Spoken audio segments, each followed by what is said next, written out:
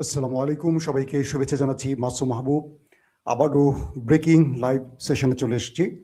Iran America ইসরায়েলের লড়াইয়ের মধ্যে সর্বশেষ আপডেট কি, সেগুলো সংক্ষিপ্ত সময়ের মধ্যে জানাবো দর্শক।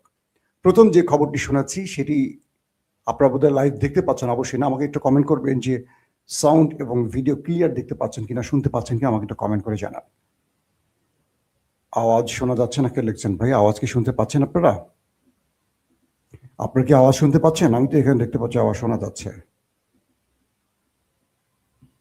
ওকে, প্রিয় দর্শক, ইরানে আক্রমণ করে প্রথম ইসরায়েল, তাদের পেছনে থাকে আমেরিকা। প্রায় 30 থেকে 35টি স্থানে ইসরায়েল আক্রমণ করে। আক্রমণের স্থান হয় ইরানের সর্বোচ্চ ধর্মীয় নেতা আলী খামেনির বাসভবন, প্রেসিডেন্ট মাসুদ পেজেশকিয়ানের কার্যালয়, গোয়েন্দা দপ্তর, সেনা দপ্তর সহ গুরুত্বপূর্ণ অনেকগুলো স্থান। 5টি শহরের 30টি স্থাপনার উপর ব্যাপক মিসাইল অ্যাটাক হয়।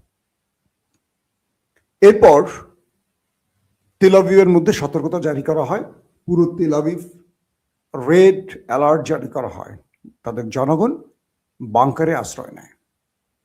মার্কিন প্রশাসন আরবের মধ্যে থাকা প্রত্যেকটি মার্কিন সামরিক ঘাঁটিকে রেড অ্যালার্টে রাখে, কারণ ইরান পাল্টা জবাব দেবে এই ভয়।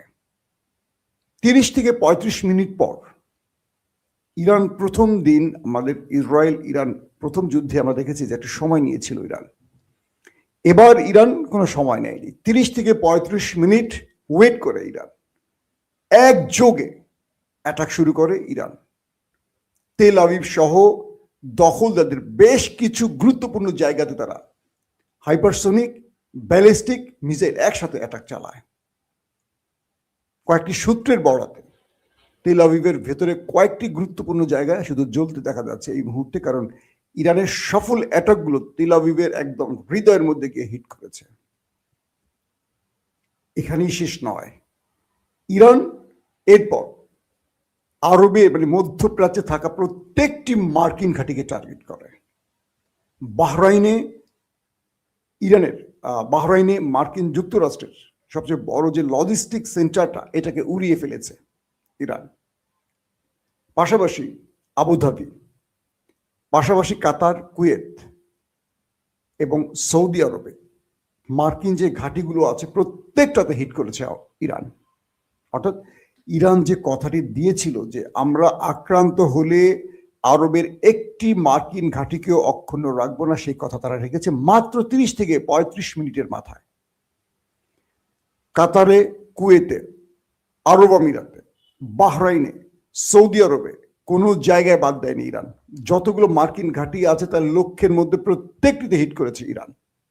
এবং সেখান থেকে এখন একটা খবর আসছে, কি পরিমাণ ক্ষয়ক্ষতি হয়েছে তার বিস্তারিত বর্ণনা আসা শুরু হয়েছে।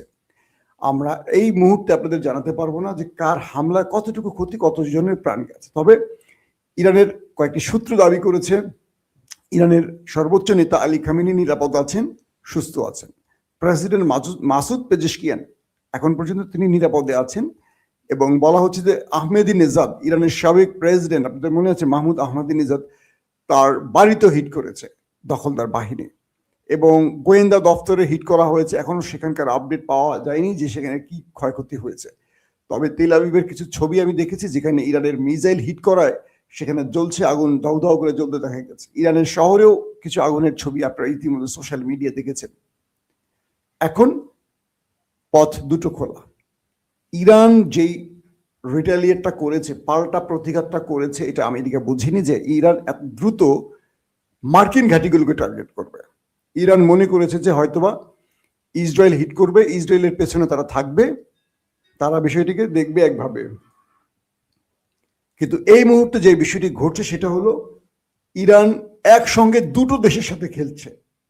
বোঝার চেষ্টা করেন, ইরান একদিকে আমেরিকা, একদিকে ইসরায়েল, দুটো দেশের সাথে খেলতে শুরু করছে। একদিকে তারা মারছে দখলদার দেশটিকে টার্গেট করে, একদিকে তারা মারছে মার্কিন ঘাঁটি যেগুলো মধ্যপ্রাচ্যে আরব রাষ্ট্রগুলোতে অবস্থান করছে সেইগুলোকে।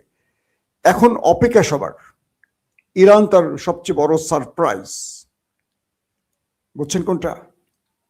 মার্কিন যুক্তরাষ্ট্রের সবচেয়ে বড় অহংকার, যে এয়ারক্রাফট ক্যারিয়ার নিয়ে আব্রাহাম লিঙ্কন, এটাকে কখন খাবে?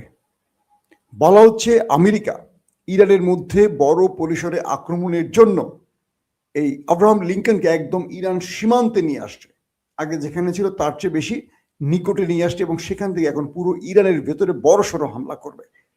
ডোনাল্ড ট্রাম্প বলেছেন ইরানের সরকার পতনে তারা এখন ফুল যুদ্ধ শুরু করছে। এটা ডোনাল্ড ট্রাম্পের বক্তব্য, ইরানের সরকার পতনে। একটা প্রশ্ন হলো, একটা রাষ্ট্রের সরকার কে হবে তার জনগণ ঠিক করবে। তো আমেরিকার পছন্দ না হলে আমেরিকা যুদ্ধ করে তাদেরকে সরকার পতন ঘটাবে। বাহ বাবা, কি চমৎকার পৃথিবীর নিয়ম কানুন, শুনতে পাচ্ছেন?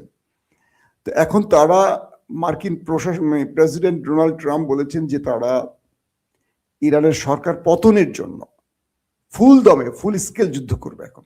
সেই জন্য তারা তাদের সেই এয়ারক্রাফট ক্যারিয়ার নিয়ে চলে আসছে একদম ইরানের নাকের ডগায়। এখন প্রত্যেকে তাকিয়ে আছে ইরান এতদিন ধরে যে সারপ্রাইজ দেবে বলছে, সেই সারপ্রাইজ দেখার জন্য। কি সেটা?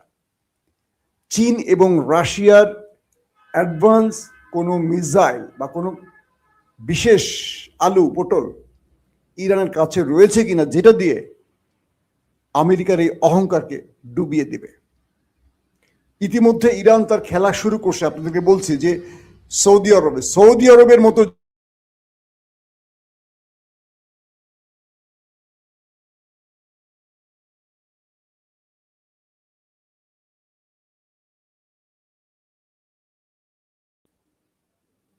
কাতারেও হিট করেছে ইরান, সেখানেও ব্যাপক ক্ষয়ক্ষতির তথ্য পাওয়া যাচ্ছে। আল উদাইদ, যেটা আরবে সবচেয়ে বড় মার্কিন ঘাঁটি, সেই আল উদাইদকেও টার্গেট করা হয়েছে। বাহরাইনে এই দখলদার দেশটির সবচেয়ে বড় লজিস্টিক সেন্টার যেটা অস্ট্রেল, সেটাকে উড়িয়ে দিয়েছে একেবারে। বাহরাইনে যেটা আছে ইরান উড়িয়ে দিয়েছে। কুয়েতকেও ছাড়ে নাই। এবং বলা হচ্ছে যে ইরান তার নিখুঁত টার্গেটগুলো, যে টার্গেটগুলো লক্ষ্য করছে সেই টার্গেটে হিট করতে পেরেছে। তার লক্ষ্য খুব কম ভেদ হয়েছে। আর সবচেয়ে বড় টেনশনের খবর হলো যে ইসরায়েল আক্রমণ করে তার সকল সিস্টেমগুলোকে অন করে বসেছিল নিজেকে নিরাপত্তা দেবে বলে, অর্থাৎ জনগণকে বাংকারে নিয়ে গেছে। তার সকল প্রতিরক্ষা ব্যবস্থাগুলো, অর্থাৎ তার যে মানে কি বলবো, প্যাট্রিয়ট, থার্ড, তারপর তার ধরেন আয়রন ড্রোম, যে প্রতিরক্ষা ব্যবস্থাগুলো রয়েছে, আকাশ প্রতিরক্ষা সিস্টেমগুলো রয়েছে, সবগুলো নিয়ে বসেছিল। এগুলো ভেদ করে ইরানের মিসাইল ঢুকে পড়েছে, ঢুকে তাদের শহরকে লন্ডভন্ড করে দিয়ে আসছে। এখন ওদের খেলা ব্রেক, ইরানের খেলা শুরু। এই অবস্থায় আছে দুই দেশের মধ্যে। বাহরাইনের যিনি পররাষ্ট্রমন্ত্রী, তিনি একটি বক্তব্য দিয়েছিলেন যে ইরান চেয়েছিল আলোচনার মাধ্যমে সমাধান হোক, কারণ আমেরিকা এবং ইরানের মধ্যে যে আলোচনাটা চলছিল এটা বাহরাইনের মাধ্যমে, কখনো ওমানের মাধ্যমে হয়েছিল। তো এবার যেটি হয়েছে সেটি হলো যে, আমি একটু লাইভের মধ্যে আছি। তো বাহরাইনের পররাষ্ট্র দপ্তর থেকে বলা হয়েছিল যে ইরান চেয়েছিল আলোচনার মাধ্যমে সমাধান হোক, কিন্তু এটা ইসরায়েল চায়নি। ইরান যখন মার্কিন প্রশাসনকে প্রস্তাব দিয়েছিল যে আমরা আসলে কোনো দ্বিতীয় ব্যক্তির সাথে আলোচনা করতে চাই না, প্রয়োজনে ইরান একদম সরাসরি হেড টু হেড আমেরিকার সাথে আলোচনা করে সমাধান করবে, বুঝতে পারছেন?